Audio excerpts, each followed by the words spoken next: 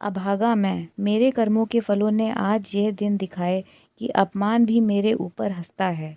और यह सब मैंने अपने हाथों किया। शैतान के सिर इल्ज़ाम क्या दूँ, किस्मत को खरी खोटी क्या सुनाऊँ, होनी का क्या रोऊँ। जो कुछ किया मैंने जानते और बूझते हुए किया। अभी 1 साल गुज़रा जब मैं भाग्यशाली था, प्रतिष्ठित था और समृद्धि में चैरी था। दुनिया की सारी नेमतें मेरे सामने हाथ बांधे खड़ी थीं, लेकिन आज बदनामी और कंगाली और शर्मिंदगी मेरी दुर्दशा पर आंसू बहाती है। मैं ऊंचे खानदान का पढ़ा लिखा लड़का और फ़ारसी में मुल्ला, संस्कृत में पंडित, अंग्रेजी में ग्रेजुएट, अपने मुँह मियाँ मिट्ठू क्यों बनूं, लेकिन रूप भी मुझको मिला था इतना कि दूसरे मुझसे ईर्ष्या कर सकते थे। गरज एक इंसान को खुशी के साथ ज़िंदगी बसर करने के लिए जितनी अच्छी चीज़ों की ज़रूरत हो सकती है वह सब मुझे हासिल थी।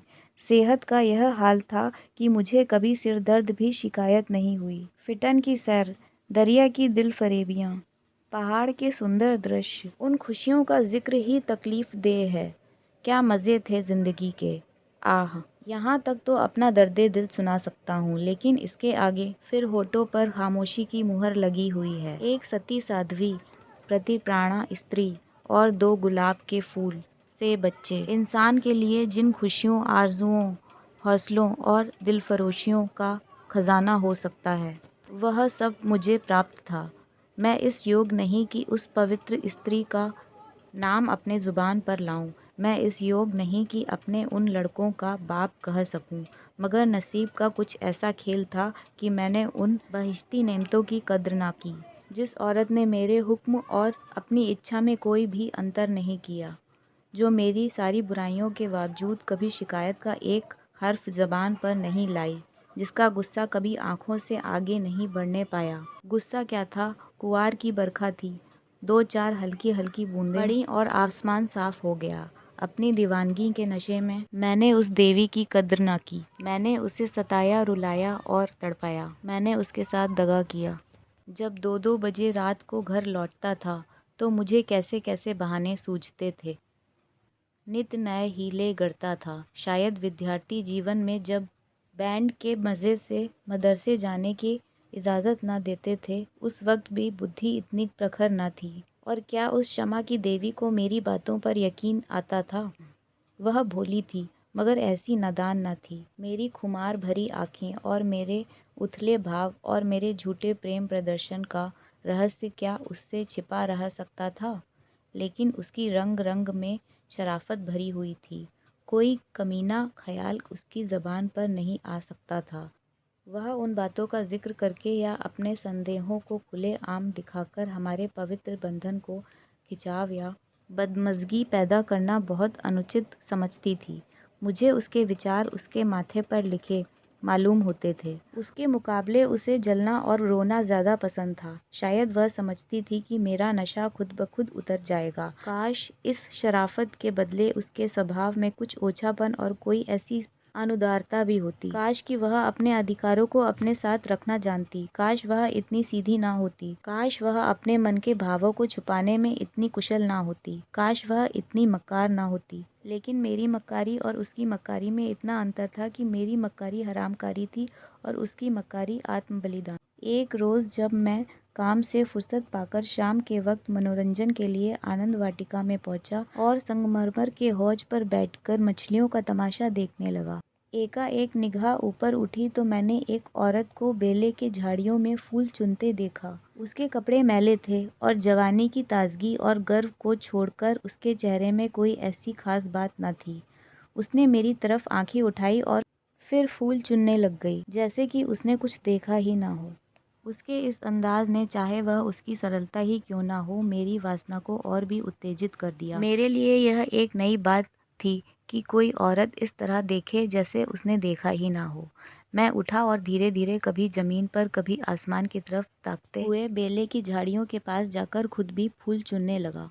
इस ढिठाई का नतीजा यह हुआ कि वह मालिक की लड़की वहां से तेजी के साथ भाग के दूसरे हिस्से में चली गई। उस दिन से मालूम नहीं वह कौन सा आकर्षण था जो मुझे रोज शाम के वक्त आनंद वाटिका की तरफ खींच लेता था। उसे मोहब्बत हरगिज नहीं कह सकते। अगर मुझे उस वक्त भगवान न करे उस लड़की के बारे में कोई शोक समाचार मिलता तो शायद मेरी आंखों से आंसू भी ना निकले। जोगिया धारण और नए नए रूप धरकर जाता, लेकिन जिस प्रकृति ने मुझे अच्छा रूप रंग दिया था उसी ने मुझे वाचालता से वंचित भी कर रखा था। मैं रोज जाता और रोज लौट आता, प्रेम की मंजिल में एक एक कदम भी आगे न बढ़ पाता था। हाँ, इतना अलबत्ता हो गया था कि उसे वह पहली सी झिझक नहीं रही।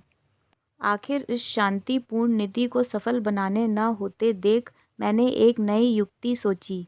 एक रोज मैं अपने साथ अपने शैतान बुलडॉग टॉमी को भी लेता गया। जब शाम हो गई और वह मेरे धैर्य का नशा करने वाली फूलों से आंचल भरकर अपने घर की ओर चली तो मैंने अपने बुलडॉग को धीरे से इशारा कर दिया। बुलडॉग उसकी तरफ बाज की तरह झपटा। फूलमती ने एक चीख मारी, 2-4 कदम दौड़ी और जमीन पर गिर पड़ी। अब मैं छड़ी हिलाता, बुलडॉग की तरफ गुस्से में भरी आंखों से देखता और हाय हाय चिल्लाता हुआ दौड़ा और उसे जोर से 2-3 डंडे लगाए। फिर मैंने बिखरे हुए फूलों को समेटा, सहमी हुई औरत का हाथ पकड़कर बिठा दिया और बहुत लज्जित और दुखी भाव से बोला, यह कितना बड़ा बदमाश है, अब इसे अपने साथ कभी नहीं लाऊंगा। तुम्हें इसने काट तो नहीं लिया? फूलमती ने चादर से सर को ढकते हुए कहा, तुम ना होते तो वह मुझे नोच डालता। मेरे तो जैसे मन भर पैर हो गए थे। मेरा कलेजा तो अभी तक धड़क रहा है। यह तीर लक्ष्य पर बैठा। खामोशी की मुहर टूट गई। बातचीत का सिलसिला कायम हुआ। बांध में एक दरार हो जाने की देर थी। फिर तो मन की उमंगों ने खुद ब खुद काम करना शुरू किया। मैंने जैसे जैसे जाल फैलाए, जैसे जैसे स्वांग रचे, वह रंगीन तबीयत के लोग खूब जानते हैं। और यह सब क्यों? मोहब्बत से नहीं, सिर्फ ज़रा देर दिल को खुश करने के लिए, सिर्फ उसके भरे पूरे शरीर और भोलेपन पर रीझ कर। यूँ मैं बहुत नीच प्रकृति का आदमी नहीं हूँ। रूप रंग में फूलमती का इंदु से मुकाबला न था। वह सुंदरता के साँचे में ढली हुई थी। कवियों ने जो सौंदर्य की कसौटियाँ बनाई हैं वह सब वहाँ दिखाई देती थीं। लेकिन पता नहीं क्यों मैंने फूलमती की धसी हुई आंखों और फूले हुए गालों और मोटे मोटे होठों की तरफ अपने दिल का ज्यादा खिंचाव देखा। आना जाना बढ़ा और महीना भर भी गुजरने ना पाया कि मैंने उसकी मोहब्बत के जाल में पूरी तरह फंस गया। मुझे अब घर की सादा जिंदगी में कोई आनंद नहीं आता था। लेकिन जो जो घर से उचटता जाता था त्यों त्यों मैं पत्नी के प्रति प्रेम का प्रदर्शन और भी अधिक करता था। मैं उसकी फरमाइशों का इंतज़ार करता रहता था और कभी उसका दिल दुखाने वाली कोई बात मेरी ज़ुबान पर ना आती। शायद मैं अपनी आंतरिक उदासीनता को शिष्टाचार के पर्दे के पीछे छिपाना चाहता था। धीरे धीरे दिल की कैफियत भी बदल गई और बीवी की तरफ से उदासीनता दिखाई देने लगी। घर के कपड़े नहीं हैं, लेकिन मुझे इतना ना होता कि पूछ लूँ।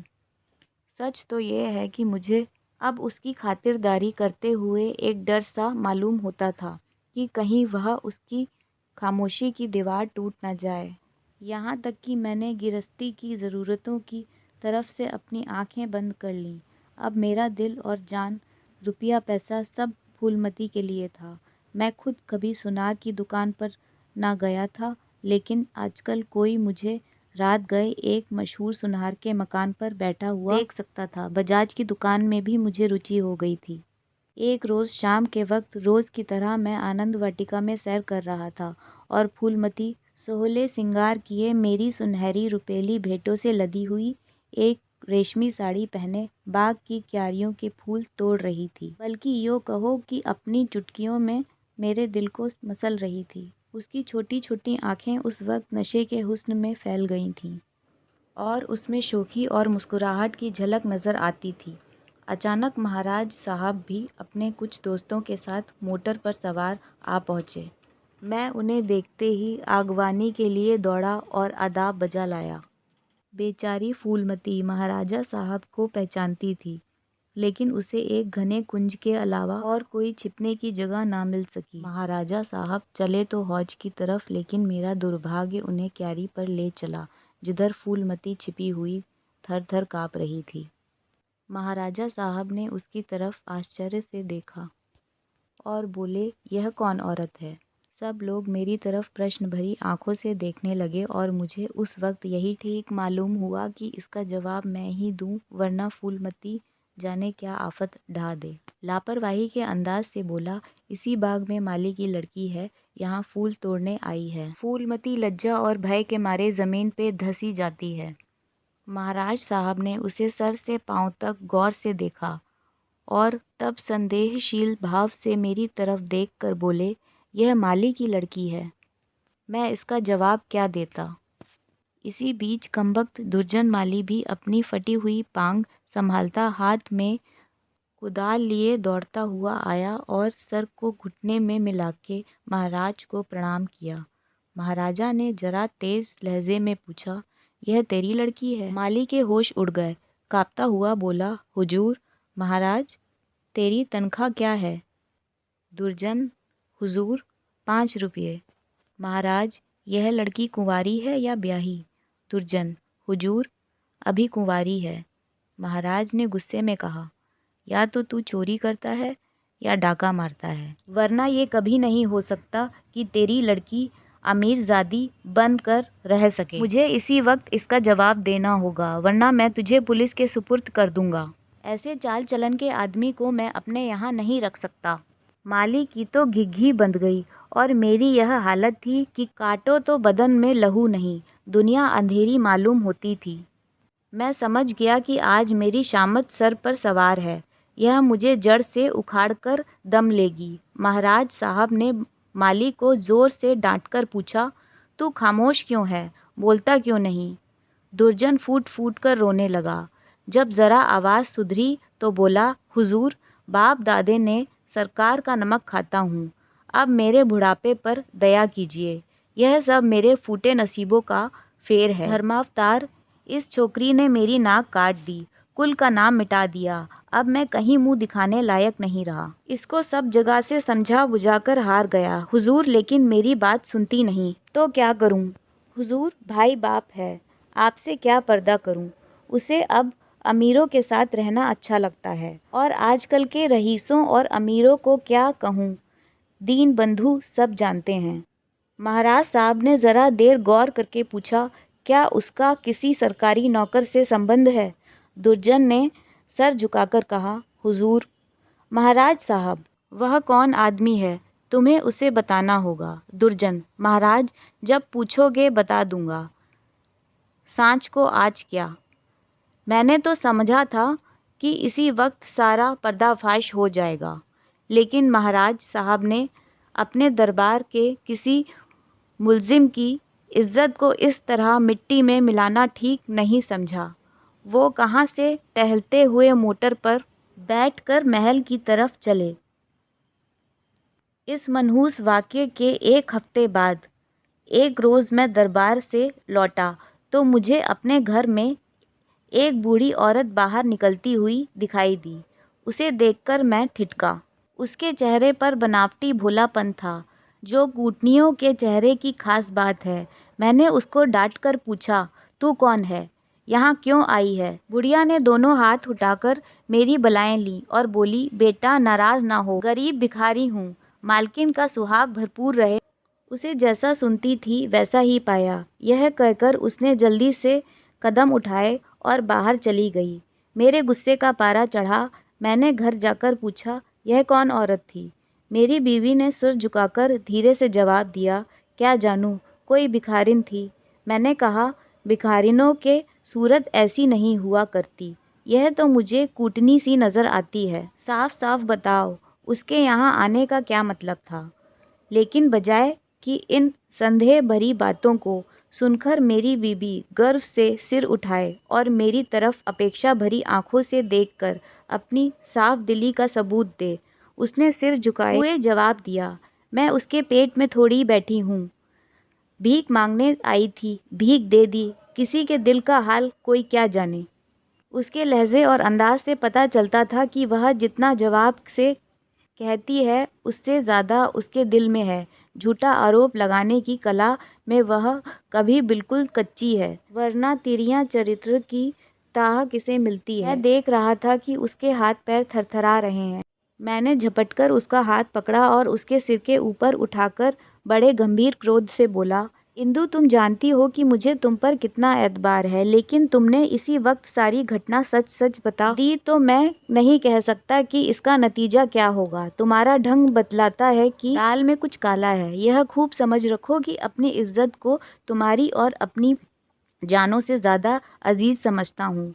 मेरे लिए यह सब डूबने मरने की जगह है कि मैं अपनी बीबी से इस तरह की बातें करूँ, उसकी ओर से मेरे दिल में संदेह पैदा हो। मुझे यह जवाब सब्र की गुंजाइश नहीं है। बोलो क्या बात है। इंदुमती मेरे पैरों पर गिर पड़ी और रोकर बोली, मेरा कसूर माफ़ कर दो।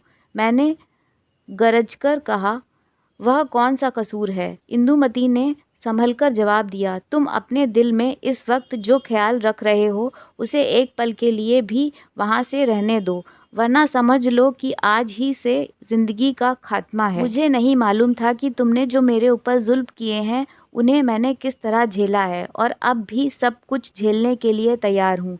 मेरा सर तुम्हारे पैर पर है, जिस तरह रखोगे रहूँगी।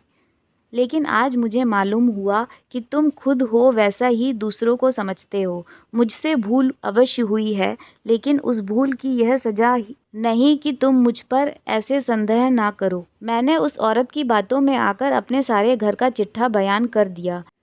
मैं समझती थी कि मुझे ऐसा नहीं करना चाहिए, लेकिन कुछ तो उस औरत की हमदर्दी और कुछ मेरे अंदर सुलगती हुई आग ने मुझे यह भूल करवाई, और इसके लिए तुम जो सज़ा दो वह मेरे सर आँखों पर। मेरा गुस्सा ज़रा धीमा हुआ। बोला, तुमने उससे क्या कहा। इंदुमती ने दिया, घर का जो कुछ हाल है, तुम्हारी बेवफाई, तुम्हारी लापरवाही, तुम्हारा घर की ज़रूरतों की फ़िक्र ना करना, अपनी बेवकूफ़ी का क्या कहूँ।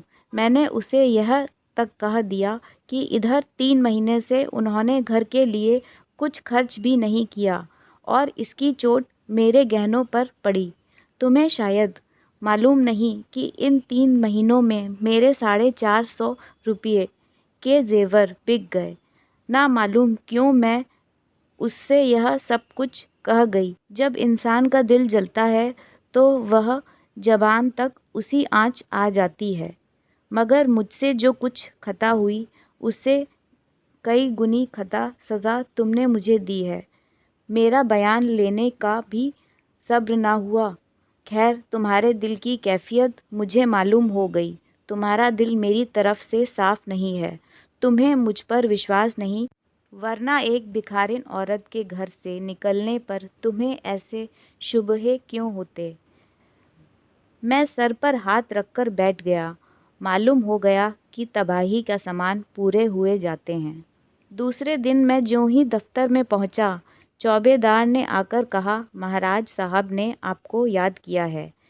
मैं तो अपनी किस्मत का फैसला पहले से ही किए बैठा था। मैं खूब समझ गया था कि वह बुढ़िया खुफिया पुलिस की कोई मुखबिर है जो मेरे घरेलू मसलों में जांच के लिए तैनात हुई है। कल उसकी रिपोर्ट आई होगी, और आज मेरी तलबी है। खौफ से सहमा हुआ, लेकिन दिल को किसी तरह संभाले हुए कि जो कुछ सर पर पड़ेगी देखा जाएगा। अभी से क्या जान दूँ। मैं महाराज की खिदमत में पहुंचा। वह इस वक्त अपने पूजा के कमरे में अकेले बैठे हुए थे। कागज़ों का एक ढेर इधर उधर फैला हुआ था, और वह खुद किसी ख्याल में डूबे हुए थे। मुझे देखते ही वह मेरी तरफ मुखाबित हुए। उनके चेहरे पर नाराज़गी के लक्षण दिखाई दिए। बोले, कुंवर श्याम सिंह, मुझे बहुत अफसोस है कि तुम्हारी बाबत मुझे जो बातें मालूम हुई वह मुझे इस बात के लिए मजबूर करती हैं कि तुम्हारे साथ सख्ती का बर्ताव किया जाए। तुम मेरे पुराने वसीकादार हो, और तुम्हें यह गौरव कई पीढ़ियों से प्राप्त है। तुम्हारे बुजुर्गों ने हमारे खानदान की जान लगाकर सेवाएं की हैं, और उन्हीं के सिले में यह वसीका दिया गया था। लेकिन तुमने अपनी हरकतों से अपने को इस कृपा के योग्य नहीं रखा। तुम्हें इसलिए वसीका मिलता था कि तुम अपने खानदान की परवरिश करो, अपने लड़कों को इस योग बनाओ कि वह राज्य की कुछ खिदमत कर सकें। उन्हें शारीरिक और नैतिक शिक्षा दो ताकि तुम्हारी जात से रिसायत की भलाई हो, ना कि इसलिए कि तुम इस रुपये को बेहुदा ऐश पस्ती और हरामकारी में खर्च करो। मुझे इस बात से बहुत तकलीफ़ होती है कि तुमने अब अपने बाल बच्चों की परवरिश की जिम्मेदारी से भी अपने को मुक्त कर लिया है।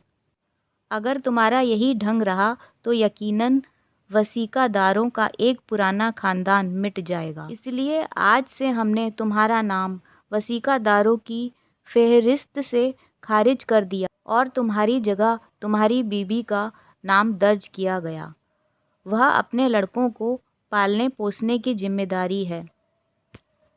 तुम्हारा नाम रियासत के मालियों की फ़हरिस्त में लिया जाएगा। तुमने अपने को इसी के योग्य सिद्ध किया है और मुझे उम्मीद है कि वह तबादला तुम्हें नागवार ना होगा। बस जाओ और मुमकिन हो तो अपने किए पर पछताओ। मुझे कुछ कहने का साहस ना हुआ। मैंने बहुत धैर्यपूर्वक अपने किस्मत का यह फैसला सुना और घर की तरफ चला। लेकिन 2 ही 4 कदम चला था कि अचानक खचाल आया, जिसके घर जा रहे हो तुम्हारा घर अब वह कहाँ है। मैं उल्टे कदम लौटा। जिस घर का मैं राजा था वहाँ दूसरों का आश्रित बनकर मुझसे नहीं रहा जाएगा, और रहा भी जाएगा तो मुझे रहना नहीं चाहिए। मेरा आचरण निश्चय ही अनुचित था, लेकिन मेरी नैतिक संवेदना अभी इतनी थोती नहीं हुई थी। मैंने पक्का इरादा कर लिया कि इसी वक्त इस शहर से भाग जाना मुनासिब है, वरना बात फैलते ही हमदर्दों और बुरा चेतने वालों का एक जमघट लालचाल पूछने के लिए आ जाएगा। दूसरों की सूखी हमदर्दियाँ सुननी पड़ेंगी, जिसके पर्दे में खुशी झलकती होगी। एक बारक सिर्फ एक बार मुझे फूलमती का ख्याल आया, उसके कारण यह सब दुर्गत हुई। उससे तो मिल ही लूँ, मगर दिल ने रोका। क्या एक वैभवशाली आदमी की जो इज्जत होती है वह अब मुझे हासिल हो सकती है? हरगिज़ नहीं। रूप की मंडी में वफ़ा और मोहब्बत के मुकाबले में रुपया पैसा ज़्यादा कीमती चीज़ है। मुमकिन है कि इस वक्त मुझ पर तरस खाकर या क्षणिक आवेश में आकर फूलमती मेरे साथ चलने पर आमादा हो जाए, लेकिन उसे लेकर कहाँ जाऊँगा? पाँव में बेड़ियाँ डालकर चलना तो और भी मुश्किल है।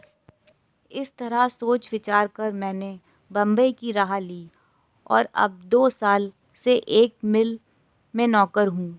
तनख्वाह सिर्फ इतनी है कि ज्यों-त्यों ज़िंदगी का सिलसिला चलता रहे, लेकिन ईश्वर से धन्यवाद देता हूँ और इसी को शेष समझता हूँ। मैं एक बार गुप्त रूप से अपने घर गया था। फूलमती ने एक दूसरे रईस से रूप का सौदा कर लिया है, लेकिन मेरी पत्नी ने अपने प्रबंधन कौशल से घर की हालत खूब संभाल ली है। मैंने अपने मकान को रात के समय लालसा भरी आँखों से देखा। दरवाजे पर 2 लालटेन जल रही थीं और बच्चे इधर उधर खेल रहे थे। हर सफाई और सुधारपन दिखाई देता था। मुझे कुछ अखबारों के देखने से मालूम हुआ कि महीनों तक मेरे पते निशान के बारे में अखबारों में इश्तिहार छपते रहे, लेकिन अब यह सूरत लेकर मैं कहाँ जाऊँगा और यह कालिक लगा हुआ मुँह किसको दिखाऊँगा? अब तो मुझे इसी गिरी पड़ी हालत में ज़िंदगी के दिन काटने हैं, चाहे रोकर काटूँ या हंसकर काटूँ। मैं अपनी हरकतों पर अब बहुत शर्मिंदा हूँ। अफ़सोस, मैंने उन नेमतों के कद्र ना की, उन्हें लात से ठोकर मारी। यह उसी की सज़ा है कि आज मुझे यह दिन देखना पड़ रहा है। मैं वह परवाना हूँ जिसकी खाक भी हवा के झोंकों से नहीं बची। तो दोस्तों, आशा करती हूँ कि आपको ये कहानी अच्छी लगी होगी। अगर अच्छी लगी है तो इस चैनल को सब्सक्राइब कर दें, लाइक कर दें और शेयर कर दें। तो फिर मिलते हैं एक अगली कहानी के साथ। तब तक के लिए धन्यवाद।